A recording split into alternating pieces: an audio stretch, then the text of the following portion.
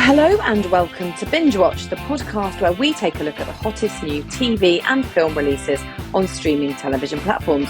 I'm Hannah Fernando, the group editor of Woman and Home and Woman magazine. And I'm Ian McEwan, writer on TV and Satellite Week, TV Times and What's on TV magazines. And today we're looking at the new releases for the week starting Friday the 13th of October 2023, including classic vampire saga, Interview with the Vampire on BBC iPlayer, and the return of much-loved sitcom shrink Dr. Crane in a Frasier reboot on Paramount Plus.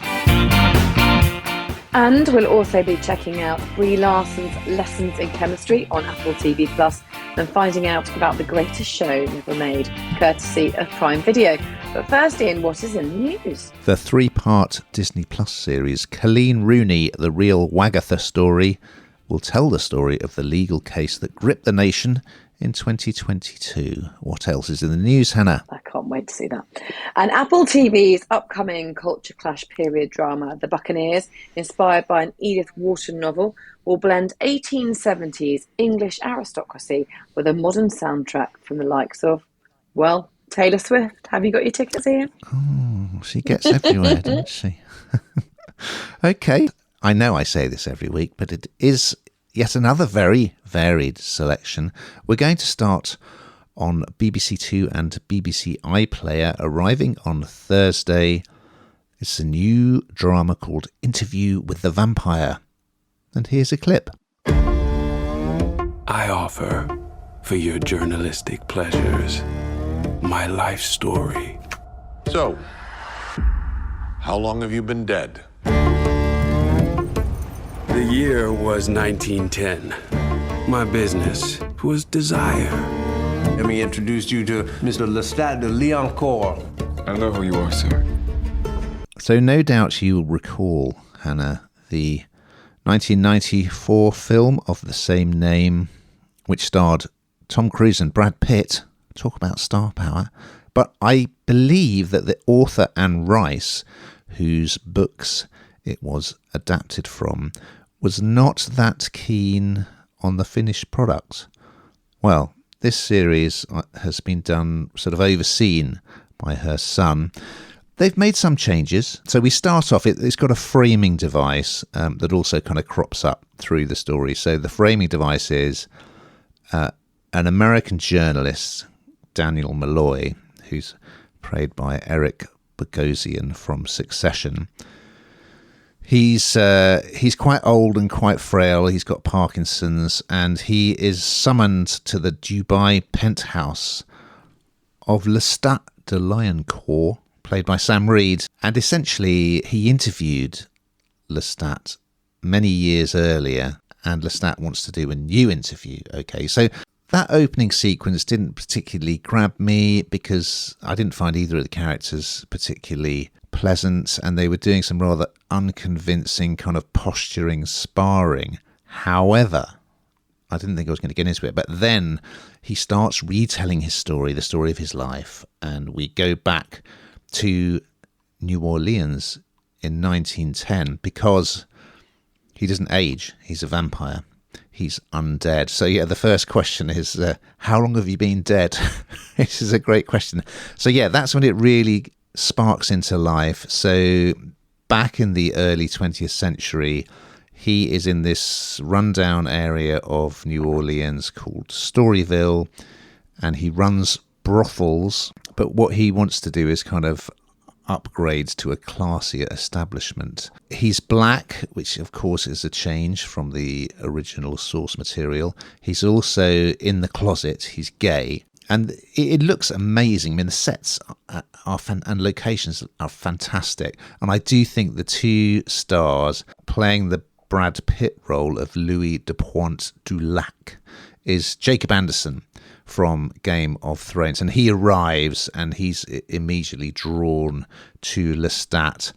And those early scenes in the brothel and gambling and kind of the sort of classism and racism that's going on in that society, and then also the family life of Lestat as well, and their sort of inherited wealth. And he's got a troubled brother. His sister's about to get married. Are really well done. So, once I'd kind of got past the introductory framing device, I thought it was really good. It looks great, and the 2 stars, very, very good. What did you think, Hannah? Is this your cup of tea? I don't know that it is really. It's kind of a bit dark and a bit seedy in places, isn't it? But as you say, it is really well done. I mean, you've got to kind of get past the whole. I mean, those brothel scenes we've sort of seen a million times, but yet somehow it feels very real, doesn't it? It is incredibly well done, and you do feel transported to this time and to this sort of underground world, I suppose, and the class divide and the difficulties in being gay, and there's lots of kind of things, I suppose, lots of messaging going on. But I mean, for me, it's a bit hard working. It's just quite dark, a little bit oppressive. But if you like this kind of thing, then you're going to love this, if that makes sense. Yeah, I agree. You either buy into sort of vampire films and TV series because you're a fan, or you don't. And I'd say that's, again, the case with this. Well, something completely different arriving on Paramount Plus on Friday the 13th. Gosh, we've been looking forward to this. It's the return of Frasier. And here's a clip. Freddie! Surprise! Dad! You're at my door, unannounced. Now, there's a shorter way to say that. Surprise! What's going on with your son? Wish I knew. Got a girlfriend I've never even heard of. When I told him I wanted to spend more time with him, he said no. It's just not a good time. Have you considered that he hates you? Yeah, it's back. Would you believe it? Kelsey Grammar is back as Frasier Crane. And I couldn't believe it because it makes, I can believe it. It just makes you feel a bit old, doesn't it? Because, of course, this was, I think it was 20 years ago, I think, that it actually finished, the series. And they're reviving the whole thing. So if you are a massive fan of Frasier, then you're going to love this, because I think it, as you say, we've been eagerly anticipating this, and I think fans, or diehard fans, or even more so. And I don't think they'll be disappointed. I really don't. So we know where we left the show, shall we say, and then we see him Frasier returning to Boston, but with his nephew David, and then he's meeting his old Oxford University pal, which is played by Nicholas Lyndhurst. Now, I'm a massive Nicholas Lyndhurst fan, so he arrives very, very quickly in the first episode, and is brilliant as well. But of course, they've aged, we've all aged, but it doesn't make a difference. I think it's equally as. It's exactly as it was. It's the quick humour, it's funny, silly trip-ups and all the rest of it. And this trip sees Frasier return to Boston because he's going to do a talk and deliver a lecture. But it's also an opportunity for him to reconnect with his son, Freddie, who works for the Boston Fire Department. He didn't know, but he's met a woman, he's living with her, called Eve. Father approves. And essentially, this is the kind of exactly the same thing as you saw before, but just played out in each episode of kind of this journey of him going back there. It's very funny in places. It's more funny than anything else, I would say. And I think that everybody seemed to really enjoy it. And I think there's a real danger with things like this when you go back to spoiling your memory somehow. Now, for diehard fans, they may think that they've missed something, but for me, I just thought they did it really incredibly well, and they stayed true, if you like, to what it was. I don't know if you agree, Ian, if you're a massive fan first time round, but I just thought it was quite funny. It took me back rather than thinking, gosh, this is something 20 years on. Well, I am a massive Frasier fan, but I've only watched episode 1, but I must admit I was quite disappointed. They're lacking, obviously, Martin, Frasier's dad, and Niles and Daphne, though you will see some familiar faces later down the run. So they're huge characters, and especially Niles was so vital, I think, to the success of Frasier. This new one, I do think Lyndhurst from Only Fools and Horses, he makes a good fist of it, even though his character is... Well, he's a sort of boozy, lazy academic, so I don't feel it's like the greatest character ever created. The plotting of episode 1 is, it's pretty unbelievable what happens. I'm not going to spoil it. And the characters, to me, just seem quite bland, the new characters, apart from Lyndhurst, who as I say, is great. He does really well in this. As ever, Kelsey Grammar, his comic timing is superb. He's really funny. And Frasier is a great character. So I hope that it will bed in, because obviously it's early days and we're meeting all these new characters. So there's a lot going on. I still enjoyed it, but to me, it did seem very dated in that the style of it is like the old Frasier. And of course, sitcoms have kind of moved on a bit since then, but I still enjoyed it. And I hope that once it's kind of bedded in, it will recapture that old Frasier magic. Do you think, though, that that's because we've moved on 20 years? I watched it from a viewpoint of it almost being 20 years ago. That's kind of how it started, because I feel like you're transported back rather than forward, if that makes sense. Of course, everyone's got older, but I think sometimes with that lens, it helps. Well, talking of being transported back, Hannah, do you see what I've done there? Over on Apple TV Plus, also arriving on Friday the 13th of October, we have a new period drama called Lessons in Chemistry, and here's a clip. That's perfect. I like to cook. It's just chemistry.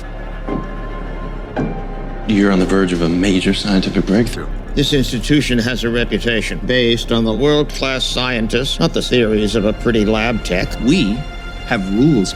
You're firing me. So this is based on the Bonnie Garmus novel of the same name. There are 8 episodes, and it stars Brie Larson, who many people will know from Captain Marvel. She plays Elizabeth Zott. We're in the 1950s, and she is working as she's kind of a lab tech at Hastings Laboratories, surrounded by male chemists.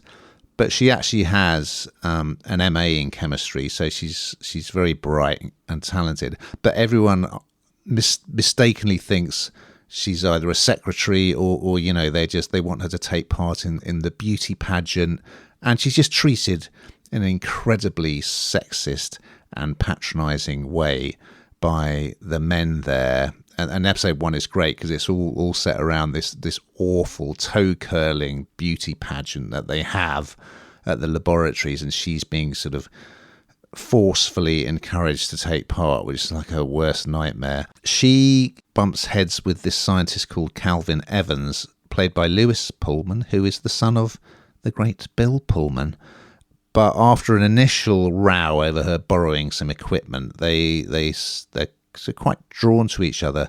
Now, we see in glimpses that there's been some kind of traumatic incident in her past, and for reasons that I will not reveal, she leaves Hastings Laboratories and she reinvents herself as a TV chef, presenting this program called Supper at 6, and she brings her knowledge of chemistry to the art of cookery, because, some people say cookery is where science meets art, don't they? And she's certainly got the science down. And in episode 1, we see her at work explaining how she's experimenting with different temperatures and cheeses to get her lasagna absolutely perfect. So it's a great story. The period detail is superb.